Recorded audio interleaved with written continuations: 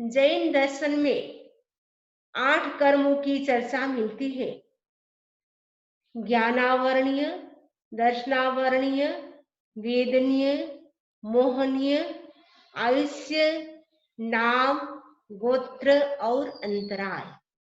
इनमें से हमने 4 कर्मों की चर्चा की।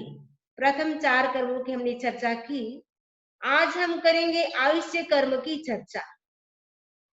प्रश्न है, आयुष्य कर्म क्या है? किस जन्म में जीव कितने समय तक जीवित रहेगा, यह निर्णय करता है आयुष्य कर्म। कब तक हम जीवन जिएंगे, वह निर्धारण करता है आयुष्य कर्म। तो किस जन्म में हम कब तक जीवित रह सकते हैं, कितने समय तक रहेंगे, उसका निर्धारण करने वाला कर्म आयुष्य कर्म कहलाता है। आयुष्य कर्म एक ऐसा कर्म है, 8 कर्मों में 7 कर्मों का बंध प्रति क्षण होता है, प्रति समय होता है। लेकिन आयुष्य कर्म एक ऐसा कर्म है जिसका बंध जीवन के तीसरे भाग में होता है। एनी टाइम नहीं होता है, जीवन के तीसरे भाग में, यानी 1/3 भाग हमारा लाइफ का जब बाकी रहता है, उस समय आयुष्य का बंध होता है। अब हमें पता नहीं कि हमारा लाइफ कितने कितने समय का है, हम कब तक जीवित रहेंगे, वो हमें पता नहीं है। इसीलिए कहा जाता है प्रति क्षण, एवरी मोमेंट हमें अपने भावों को अच्छा रखना चाहिए। पता नहीं आयुष्य का बंध कब हो जाए। आयुष्य भी 2 प्रकार का होता है, अपवर्तनीय और अनपवर्तनीय। अनपवर्तनीय जो आयुष्य होता है उसको हम बदल नहीं सकते हैं, जो जैसा है वैसा ही भुगतना होता है। तो अनपवर्तनीय आयुष्य किस किसके होता है? कहा गया जो 63 सलाका पुरुष होते हैं, यानी 24 तीर्थंकर, 12 चक्रवर्ती, 9 बलदेव, 9 वासुदेव, 9 प्रतिवासुदेव, ये 63 सलाका पुरुष कहे जाते हैं। उनका आयुष्य अब अनपवर्तनीय होता है, यानी बीच में नहीं टूटता है। वो जितनी एज लेके आए हैं, उम्र लेके आए हैं, उतनी पूरी भोगेंगे, उसके बाद ही उनकी मृत्यु होगी। बीच में कितने ही कष्ट आ जाए, उनकी मृत्यु नहीं होती है। जैसे भगवान महावीर स्वामी, उनको एक रात्रि में 20 मारणांतिक कष्ट आए, फिर भी उनका आयुष्य पूरा नहीं हुआ, क्योंकि वो 63 सलाका पुरुष थे, तीर्थंकर थे। इसीलिए उनकी उम्र बीच में नहीं टूटी, मृत्यु बीच में नहीं आई। 20 मारणांतिक कष्ट आने के बावजूद भी उनका आयुष्य बीच में नहीं टूटा। तो अनपवर्तनीय आयुष्य वाले होते हैं 63 सलाका पुरुष। इसके साथ और भी होते हैं, जैसे नरक गति के जो जीव होते हैं, वो सब के सब अनपवर्तनीय आयुष्य वाले होते हैं। यानी नरक गति में जो जीव चला गया, उनका बीच में आयुष्य नहीं टूटता है, यानी अकाल मृत्यु नहीं होती है, उनको उतने समय तक रहना ही होता है। जीव नरक गति में चला जाता है तो मिनिमम 10,000 वर्ष और मैक्सिमम 33 सागरोपम तक वहां उनको रहना होता है। अगर उनकी आयुष्य अनपवर्तनीय नहीं होती तो नारकी के जीव क्या करते? आत्महत्या करके जल्दी से जल्दी वहां से निकल जाते। लेकिन ऐसा नहीं होता है। इसीलिए नरक गति में जो जीव जाता है, जितने समय तक रहना होता है उतने समय तक वहां अपने पाप का फल भोगता है, उसके बाद ही वो नरक से बाहर निकल सकता है।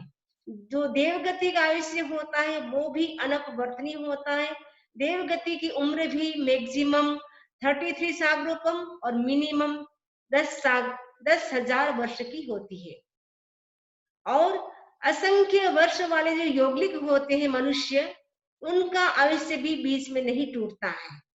तो अनपवर्तनीय जो आयुष्य होता है वो बीच में नहीं टूटता है, लेकिन जो अपवर्तनीय आयुष्य होता है वो बीच में टूट सकता है। तो ठाणंक सूत्र में कहा गया है कि 7 कारणों से जीव की, प्राणी की अकाल मृत्यु होती है। तो 7 कारण कौन से हैं? सबसे पहला है अध्यवसान, यानी हमारे भाव। यदि हमारे भाव बुरे चलते हैं, या ज्यादा राग का भाव है, ज्यादा द्वेष है, ज्यादा क्रोध है, ज्यादा मात्रा में लोभ की मात्रा है, उससे अकाल मृत्यु होती है, या ज्यादा भय होता है, भय के कारण भी अकाल मृत्यु हो जाती है, अचानक व्यक्ति की मृत्यु हो जाती है। तो पहला है अध्यवसान, दूसरा है निमित्त। जैसे कोई आपको निमित्त मिला, आप एकदम सही सलामत घर से जाते हैं, लेकिन कभी कभी क्या होता है, अचानक ऐसी कोई कार आती है या कोई ट्रक आती है, अचानक एक्सीडेंट हो जाता है, तो निमित्त मिलने पर भी व्यक्ति की अकाल मृत्यु होती है। तीसरा है वेदना, यानी ज्यादा वेदना शरीर में होती है, कोई पेन ज्यादा मात्रा में होता है, कभी आंख में या पेट में कहीं पर भी ज्यादा मात्रा में पेन होने से भी व्यक्ति की अकाल मृत्यु हो सकती है। ज्यादा मात्रा में आहार करने से भी व्यक्ति की मृत्यु हो सकती है, और कम आहार यानी समय पर आहार नहीं मिलता है, उससे भी व्यक्ति की अकाल मृत्यु हो सकती है। और उसके बाद पराघात, पराघात का मतलब है चुक जाना, यानी आप चलते चलते कभी पगथियां, आप जो सीढ़ियां चढ़ रहे हैं, तो सीढ़ियां छूट गई, या चलते चलते कोई खड्डा आ गया, उसमें आप गिर गए, उससे भी अकाल मृत्यु हो सकती है। तो पराघात है पांचवा। और छठा है स्पर्श। स्पर्श का मतलब क्या होता है, जैसे बिच्छू या सांप, जो स्नेक होता है या बिच्छू होता है, वो आपको अचानक किसी को डंक गया यानी काट लिया, उससे भी व्यक्ति की अचानक मृत्यु हो सकती है। लास्ट है आनापान, यानी श्वास प्रश्वास। यदि आप छोटे छोटे श्वास लेते हैं, या श्वास लेते लेते कभी कभी रुक जाता है, अवरोध आ जाता है, उससे भी व्यक्ति की मृत्यु हो सकती है, क्योंकि हमारा आयुष्य कहा जाता है श्वासोश्वास पर निर्भर होता है। इसलिए कहा जाता है जिस व्यक्ति के जितने श्वासोश्वास लिखे हुए हैं उतने ही श्वासोश्वास आएंगे, उससे कम भी नहीं, अधिक भी नहीं। फिर आप प्रश्न करेंगे फिर अकाल मृत्यु होती उस समय क्या होता होगा। जब अकाल मृत्यु होती है, सपोज 100 वर्ष की आयुष्य है और अचानक 30 साल की उम्र में या 40 साल की उम्र में एक्सीडेंट हो गया, तो उस समय जितना समय लास्ट में होता है, उस समय फटाफट फटाफट वो उदीर्णा हो जाती है आयुष्य की। जैसे आप कपड़ा सुखाते हैं, दो कपड़े होते हैं, एक साड़ी को आपने फोल्ड करके सुखाया, वो जल्दी सूख जाएगी, एक साड़ी को आपने फोल्ड करके सुखाया, वो लेट सूखेगी, लेकिन खोल करके सुखाया वो जल्दी सूख जाएगी। वैसे ही जैसे आप दिया जलाते हैं, एक दिए में आपने एक दीवट रखी, और दूसरे दिए में आपने 5 दीवट या 7 दीवट रखी, वो घी कौन सा जल्दी पूरा होगा?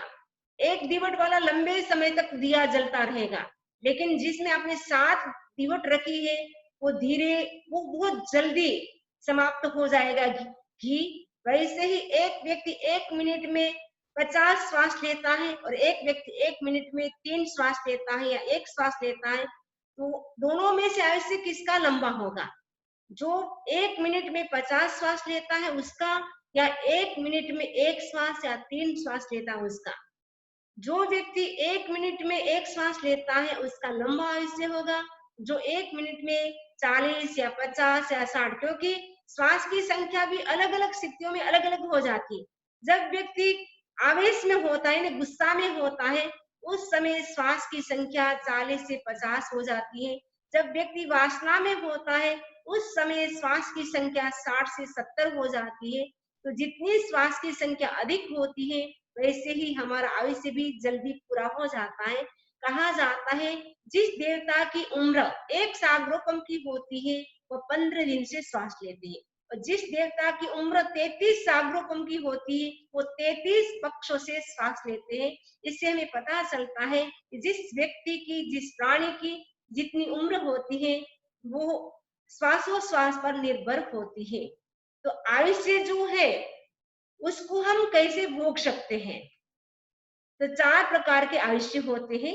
नरक आयुष्य, ठीक है, तिरंज आयुष्य, मनुष्य आयुष्य और देव आयुष्य। जो आयुष्य कर्म है उसकी उपमा कैसे दी गई है, आप देख रहे हैं। लाइफ स्पान डिटरमिनिंग कर्म is like prisoner with handcuffs. यानी जो ये आयुष्य कर्म है वो कैसा है, जैसे हथकड़ी होती है। हथकड़ी डालने के बाद व्यक्ति भाग नहीं सकता है, जा नहीं सकता है। जब तक उसको सजा मिली है जेल में रहने की, तब तक वो जेल में रहना पड़ेगा। जैसे ही सजा पूरी होगी उसके बाद ही वो जेल से निकल पाएगा। वैसे ही जिस व्यक्ति की जिस जीवन में जितनी एज होती है, उम्र होती है, उतना उसको भुगतना होता है। उसके बाद ही वो दूसरी गति में जा सकता है। वो गति कितनी है? 4 गति है। शायद आपको 25 बोल याद हो तो पहला बोले गति 4, नरक गति, तिरंज गति, मनुष्य गति और देव गति। ये नरक गति में जीव कैसे जाता है, तिरंज गति में कैसे जाता है, मनुष्य गति में कैसे जाता है और देव गति में कैसे जाता है। अगर आपको रिजर्वेशन कराना हो तो आप अच्छे से सुन लेना, क्योंकि ये रिजर्वेशन एक एक ऐसा रिजर्वेशन है, एक बार करने के बाद नो चेंज। आप सोचेंगे अब बाद में मैं चेंज कर लूं, बाद में नहीं होगा। इसलिए सोच समझ करके रिजर्वेशन कराना है कि हमें कौन सी गति में जाना है। हाँ, तो यह खुल नहीं रहा है, तो कोई बात नहीं। तो हमें सबसे पहली गति है नरक गति। तो नरक गति में जाने के 4 कारण बताए हैं।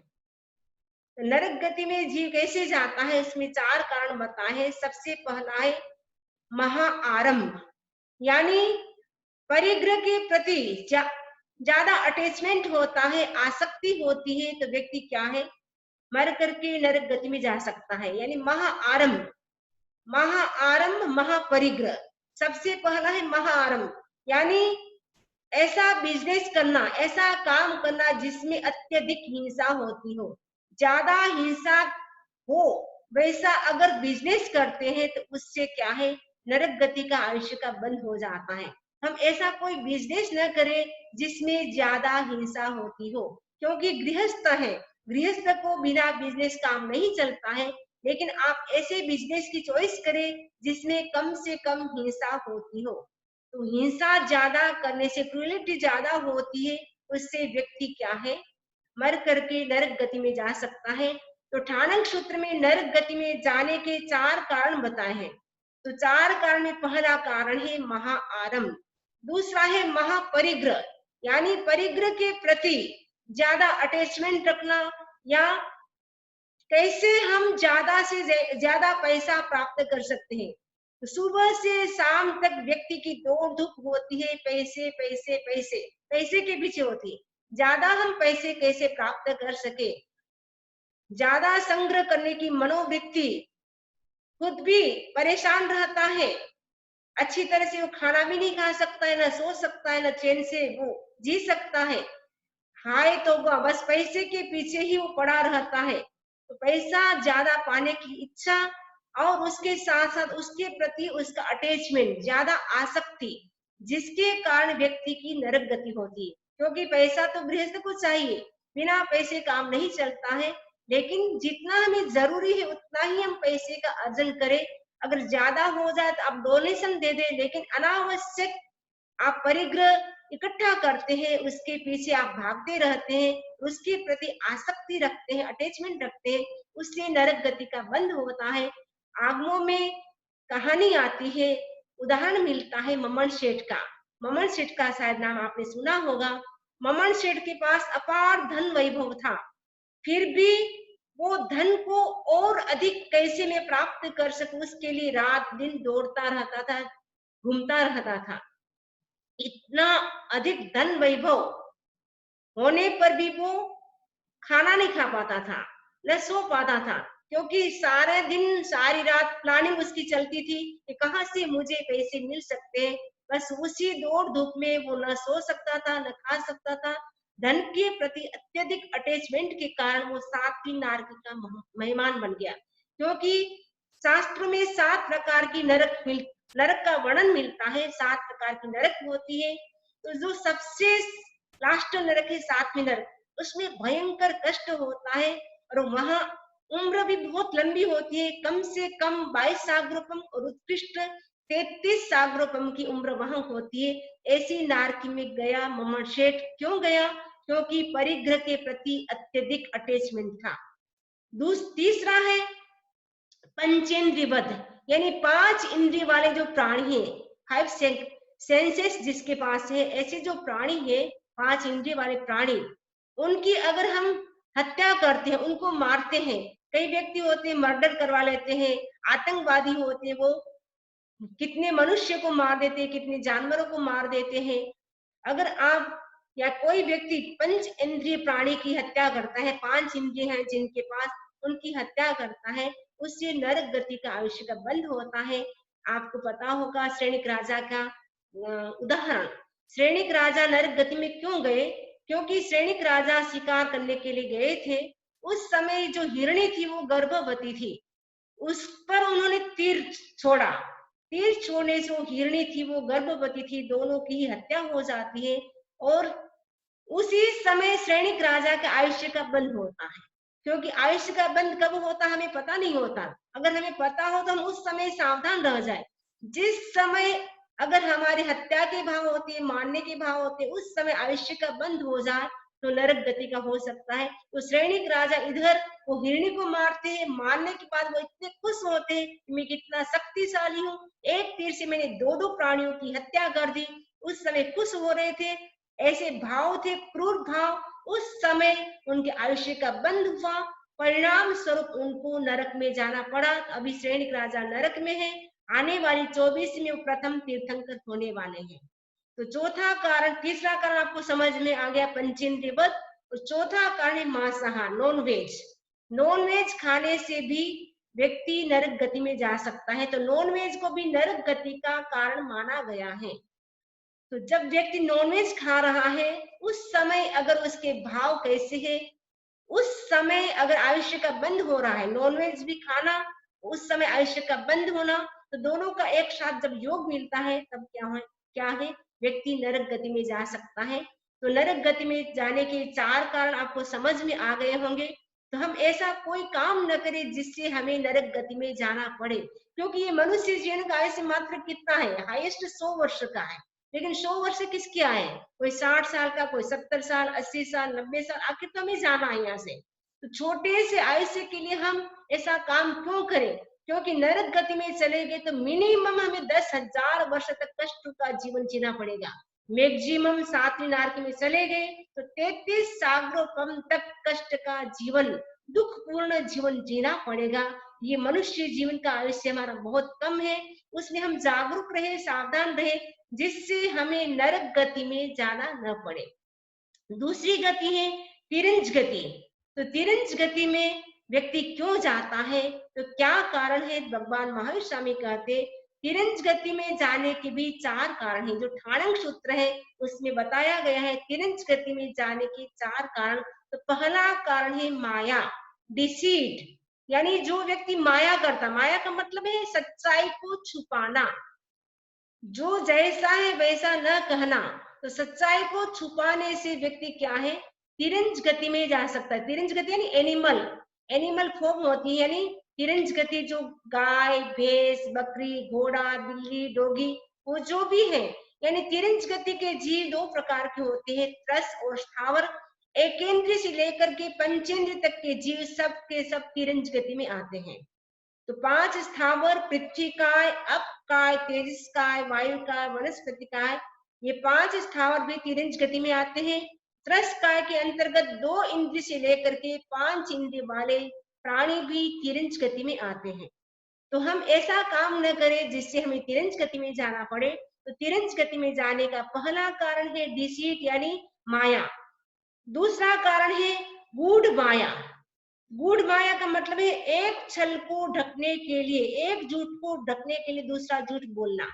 आपसे कोई मिस्टेक हो गई, अब उसको कैसे हम सही साबित करें, उसके लिए आप क्या करते हैं, झूठ पे झूठ बोलते जाते हैं। कहते हैं ना, एक बार यदि झूठ बोलते हैं, उसको बार बार झूठ बोलते हैं तो 100 बार झूठ बोल लेता है व्यक्ति, तो बात सही हो जाती है। व्यक्ति क्या करता है, एक के बाद दूसरा झूठ, दूसरे के बाद तीसरा झूठ, इस झूठ के ऊपर झूठ बोलता रहता है, जिसके कारण क्या है, व्यक्ति को तिरंज गति में जाना हो सकता है। यानी तिरंज गति का कारण माना गया है गूढ़ माया। तीसरा है असत्य वचन यानी झूठ बोलना, टेलिंग लाई यानी झूठ बोलना। जो व्यक्ति झूठ बोलता है वह व्यक्ति भी मर करके तिरंज गति में जा सकता है। तो हम चिंतन करें कि हम सुबह से शाम तक कितनी बार झूठ बोलते हैं। जो गृहस्थ है तो वो सूक्ष्म झूठ से नहीं बच सकता, तो कम से कम जो स्थूल झूठ है यानी बड़ी झूठ है वो तो न बोले। बड़ी झूठ का मतलब है झूठी साक्षी। और बच्चों की शादी करना है, बच्चे की उम्र है 25 साल की, आप बता देते 23 साल की, तो झूठी साक्षी देना, विवाह के संबंध में झूठ बोलना, ऐसी झूठ से आप बच सकते हैं, बड़ी झूठ से बच सकते हैं। तो जो व्यक्ति झूठ बोलता है उससे भी व्यक्ति क्या है, तिरंज गति में जा सकता है। तो पहला है माया, दूसरा है गूढ़ माया, तीसरा है असत्य वचन, चौथा है चीटिंग करना यानी धोखा देना। धोखा देने से, चीटिंग करने से भी व्यक्ति तिरंज गति में जाता है। कैसे जाता है? एक माँ और बेटे थे, तो माँ अपने बेटे से कहती, बेटा बहुत छोटा था, लगभग 7-8 साल का था, बहुत छोटा था, क्योंकि पिताजी कमाने वाले नहीं थे, पिताजी की अचानक मृत्यु हो जाती है, माँ बेटे रह जाते हैं। तो माँ ने अपने बेटे से कहा, बेटे अब कोई कमाने वाला नहीं है, अपने पास जो 9 लखा हार है उसको तुम जाओ और जो गुणभद्र हमारे गांव के प्रसिद्ध सेठ है उनको देकर के आओ, उसके बदले तुम रुपए लेके आओ। वो बच्चा छोटा था, वो गुणभद्र सेठ के पास गए और कहा, सेठ साहब ये 9 लखा हार है, आप लीजिए, तो उसके बदले हमें रुपया दीजिए। सेठ अंदर जाता है, जैसे 9 लखा हार को देखा सेठ का मन बदल जाता है। सेठ ने सोचा ये छोटा सा बच्चा क्या जानता है, उस समय उनका मन बदल जाता है, चीटिंग कर लेते हैं, जो 9 लखा जो असली हार था वो खुद रख लेते हैं, नकली हार वो उस बच्चे को देते हैं। होता क्या है, जिस समय सेठ ने चीटिंग की उसी समय आयुष्य का बंद होना, आयुष्य का बंद हो गया उनका, किरिंज गति का। तो वो सेठ मर करके कहाँ जाते हैं, क्या बनते हैं, घोड़ा, ओर्स बन जाते, घोड़ा बन जाते हैं। इधर क्या होता है, ये जो बच्चा था वो साधु संतों की संगति करता है, खूब धर्म ध्यान करता है, और मरने के बाद वो लड़का था वो राजा बन जाता है। और वो घोड़ा राजा के घर में था। अब राजा कहीं पर भी जाता उस घोड़े को लेकर के ही जाता, क्योंकि वो घोड़ा बहुत सुंदर था, रिष्ट पुष्ट था, राजा को बहुत अच्छा लगता। राजा के मन में बार बार चिंतन आता, ये घोड़ा इतना सुंदर है, इतना अच्छा शरीर है, रिष्ट पुष्ट है, इतना प्यारा लगता है, इसने क्या पाप किया जिसके कारण इसको घोड़ा बनना पड़ा। केवली मुनि का आगमन होता है। सर्वज्ञ, केवली यानी जो आपके मन की बात, समय समय की बात जानने वाले होते हैं, वो केवली होते हैं। संपूर्ण जगत में क्या हो रहा है, तीनों लोगों की बातों को जानने वाले होते हैं, वो केवली होते हैं। केवली मुनि पधारते हैं। राजा उस घोड़े को लेकर के दर्शन करने के लिए जाता है। राजा ने प्रश्न पूछा, मेरे मन में बार बार आता है कि इस घोड़े ने ऐसे क्या पाप किया जिसके कारण इसको घोड़ा बनना पड़ा। क्या पाप किया, पूर्व जन्म में क्या था? मुनिराज ने कहा, पूर्व जन्म में ये घोड़ा था, सेठ था, बहुत बड़े सेठ थे, श्रावक व्रतों के पालन भी करते थे, सब कुछ करते थे, लेकिन जिस समय आयुष्य का बंद हुआ उस समय तुम्हारे साथ चीटिंग की, इसीलिए आज ये तुम्हारा कर्जा चुका रहा है। तुम कहीं पर भी जाते, इतने सारे घोड़े हैं लेकिन तुम उसको ही लेके जाते हो, क्योंकि तुम्हारे साथ इस घोड़े ने किया था, यानी ये सेठ था, उस समय तुम्हारे साथ चीटिंग की थी, जिसके कारण तुम उसको ले जाते हो और जीवन भर अब उसको कर्जा चुकाना पड़ेगा। कहने का मतलब है चीटिंग करने से भी क्या है, तिरंज गति का, आयुष्य का बंद हो जाता है। तो ये 4 कारण है तिरंज गति में जाने के। और वैसे ही मनुष्य गति में जाने के भी 4 कारण हैं। मनुष्य गति का रिजर्वेशन कराना है तो उसके लिए भी 4 कारण है। सबसे पहला है विनम्रता। जो व्यक्ति विनम्र होता है वह व्यक्ति सबको अच्छा लगता है। गुजराती कहावत है, नमे ते गमे, जो नमे छे ते बधाने गमे छे, जो नमतो नहीं कोई ने गमतो नहीं। इसलिए किसी ने कहा है, झुकता वही है जिसमें कुछ जान है, झुकता वही है जिसमें कुछ जान है, अक्कड़पन खास मुर्दे की पहचान है, अक्कड़पन खास मुर्दे की पहचान है। वही व्यक्ति झुक सकता है जिसमें जान होती है, प्राण होता है, मुर्दा कभी भी झुक नहीं सकता है। तो जो व्यक्ति अहंकारी होता है वह व्यक्ति न ज्ञान प्राप्त कर सकता है, न शिक्षा प्राप्त कर सकता है। तो विनम्र व्यक्ति ही ज्ञान प्राप्त कर सकता है, अहंकारी व्यक्ति नहीं कर सकता है। 10वें कालिक सूत्र में कहा गया है, जो व्यक्ति विनीत होता है उस व्यक्ति को पग पग पर संपदा मिलती है, सफलता मिलती है। जो व्यक्ति अविनीत होता है उसको पग पग पर कठिनाइयां मिलती है, दुख मिलता है, कष्ट मिलता है। तो हमें क्या करना है? विनम्र बनना है। मनुष्य बनने के लिए विनम्र बनना बहुत जरूरी है। तो मनुष्य गति में जाने का एक कारण है विनम्रता, दूसरा कारण है सरलता। जो व्यक्ति सरल होता है, सरल का मतलब है जैसा अंदर है वैसा ही बाहर। भगवान महर्षि स्वामी कहते हैं, सो ही उज्जूय भूयस्स। जो व्यक्ति रिजु होता है, सरल होता है, उस व्यक्ति के हृदय में धर्म वास करता है, निवास करता है। जो व्यक्ति छल कपट करता है, माया का आचरण करता है, उस व्यक्ति के जीवन में धर्म निवास नहीं कर सकता है। तो सरलता से भी व्यक्ति मनुष्य गति का आयुष्य का बंद कर सकता है। पहला विनम्रता, दूसरा सरलता, तीसरा है कंपेशन यानी दया का भाव, जिसमें करुणा का भाव होता है। वर्तमान समय में हम देखते हैं संवेदनशीलता कम होती जा रही है, क्रूरता बढ़ती जा रही है। तो जब व्यक्ति में क्रूरता का भाव होगा, क्योंकि हमारे भीतर कोई व्यक्ति है दिन दुखी है, गरीब है, उनको देख करके दया आनी चाहिए, हो सके तो सहयोग भी करना चाहिए। तो जो भी दिन दुखी होते हैं उनके ऊपर दया का भाव रखे। दया के भाव से मनुष्य बनता है। आपको पता है सैनिक राजा का बेटा मेघ कुमार था, पूर्व जन्म में वो हाथी था। पूर्व जन्म में हाथी के भाव में उन्होंने दया का पालन किया। खरगोश था, उनके पैर पर पैर के नीचे खरगोश आ जाता है, लेकिन 3 दिन तक पैर को ऊपर रखता है जब तक खरगोश नीचे रहता है। जैसे ही खरगोश चला जाता है उसके बाद पैर को नीचा करने की कोशिश करते हैं।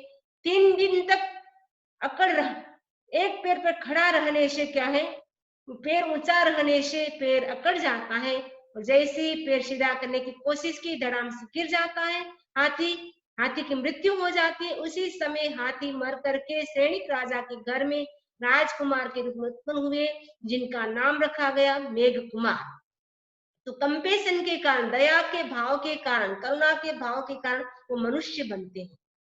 चौथा है ज्वेलसी यानी ईर्ष्या न करना।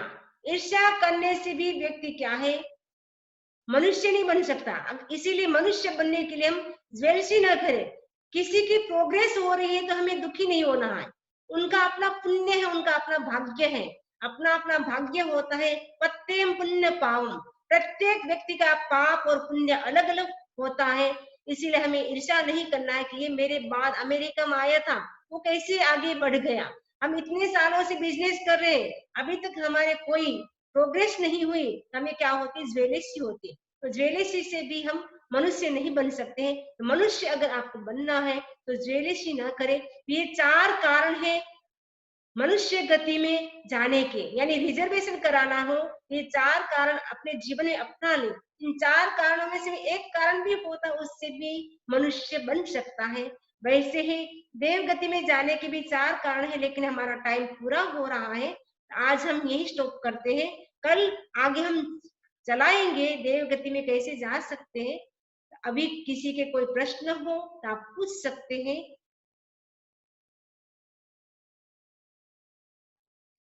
किसी के कोई प्रश्न है? मेरा क्वेश्चन है समनी जी। हाँ, आपने बताया कि मतलब जो अच्छे गति में जाने के, जैसे आपने बताया कि एक सरलता भी उसमें से एक चीज है, हाँ, और आपने कहा कि अगर कोई माया करता है हाँ, तो फिर वो मतलब, हाँ, तो अगर एक आदमी सरलता से अपना जीवन जी रहा है पर लेकिन वो रिचुअल्स नहीं कर रहा, बाकी धर्म की क्रियाएं नहीं कर रहा, लेकिन अगर एक आदमी माया भी करता है और धर्म की सारी क्रियाएं भी करता है तो क्या फर्क है? तो माया कर धार्मिक क्रिया करता है लेकिन वो माया का आचरण करता है, तो उसके हृदय में धर्म, अभी अभी अभी मैंने बताया, जो व्यक्ति सरल होता है उस व्यक्ति के जीवन में ही धर्म निवास कर सकता है। माया छल करने से धर्म भले करे, लेकिन उस व्यक्ति के जीवन में वो धर्म प्रवेश नहीं पा सकता है, जिसके कारण धर्म क्रिया करते हुए भी वो तिरंज गति में चला जाता है। जैसे अभी आपको मैंने बताया, जो सेठ था वो बहुत धार्मिक था, इतना धर्म ध्यान करता था, लेकिन चीटिंग के कारण वो घोड़ा बन गया। लेकिन सरल व्यक्ति धर्म ध्यान नहीं कर रहा, लेकिन सरलता का जीवन जीता तो वो मनुष्य बन सकता है।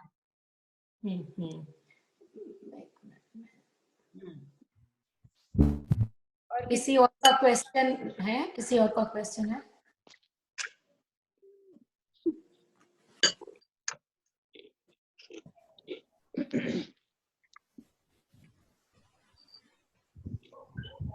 बहुत अच्छा किया समनी जी आपने, आज का लेक्चर अच्छा था। अब आप पिक्चर देख सकते हैं, मैं दिखाई नहीं दिया था, जैसे नरक गति में जाते तो कैसे, देखिए नरक गति में जाने के 4 कारण दिखाई दे रहे हैं आपको पिक्चर?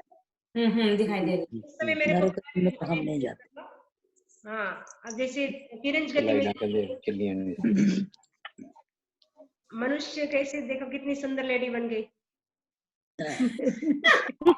मेरा क्वेश्चन है समनी जी, मेरा क्वेश्चन है। हाँ बोलिए।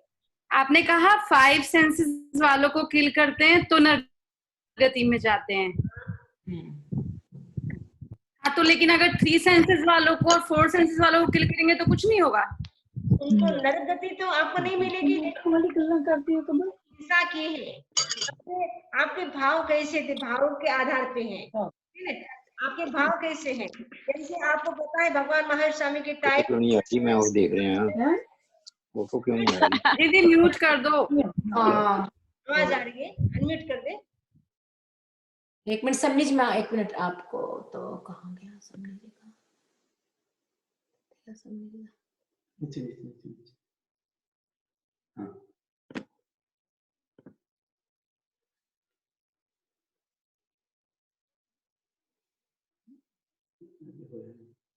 समझ जी? हाँ ठीक है, अनम्यूट हो गया। भगवान महर्षि स्वामी ने कहा, श्रेणिक राजा से आपकी नारकी तब टल सकती है जब काल सोक्रिक 500 भैंसों को मारना छोड़ दे। तो श्रेणिक राजा थे, उन्होंने क्या किया, काल सोक्रिक को कुएं में डाल दिया। तो कुएं में डालने के बाद अब तो हिंसा नहीं करेगा, भैंसे भी नहीं है। उन्होंने क्या किया, अपने शरीर से मेल उतार करके एक पाड़ा मारा, दूसरा मारा, तीसरा मारा, ऐसे करते करते उसने भाव से 500 पाड़ों को मार दिया। श्रेणिक राजा ने भगवान महर्षि स्वामी से कहा, अब तो मेरी नारकी टल जाएगी, क्योंकि आज भैंसे मारे नहीं उसने, काल सोक्रिक ने, मैंने कुएं में डाल दिए। भगवान महावीर ने कहा, उसने शरीर से नहीं मारा लेकिन मन से मार दिया। हम बोलते हैं ना, करना, कराना, अनुमोदन करना, तीनों ही बराबर पाप लगता है। उसने करना, कराना, अनुमोदन करना, यानी उसने क्या किया, मन से ही सारे घोड़े भैंसे मार दिए। तो मन से भी अगर हम करते, उससे भी उतना ही पाप लगता है। अगर 2 इंद्रिय वाले, 3 इंद्रिय वाले जीव हैं, उनको भी अगर आप क्रूरता की दृष्टि से मारते हैं, आपके भाव कैसे उसके आधार पे होता है। ठीक है, हाँ। अब किसी के प्रश्न?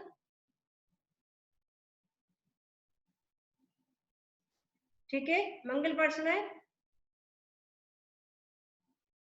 चत्तारि मंगलम अर्हंता मंगलम सिद्धा मंगलम साहु मंगलम केवले फलतो धम्मो मंगलम। चत्तारि लोकोत्तमा अर्हंता लोकोत्तमा सिद्धा लोकोत्तमा साहु लोकोत्तमा केवले फलतो धम्मो लोकोत्तमो। चत्तारि शरणं पवज्जामि अर्हन्ते शरणं पवज्जामि सिद्धे शरणं पवज्जामि साहु शरणं पवज्जामि केवले फलतं धम्मं शरणं पवज्जामि। विघ्नहरण मंगल करण स्वाम भिक्षुनो नाम गुण ओलख स्मरण किया सरे अचिंत्या काम सरे वंदामि नमस्सामि नमस्सामि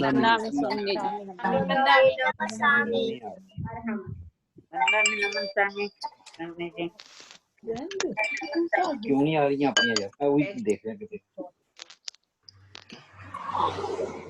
ठीक है समझ जी, वंदामि नमस्कार। सबको जय जिनेंद्र, सबको जय जिनेंद्र। कर दो।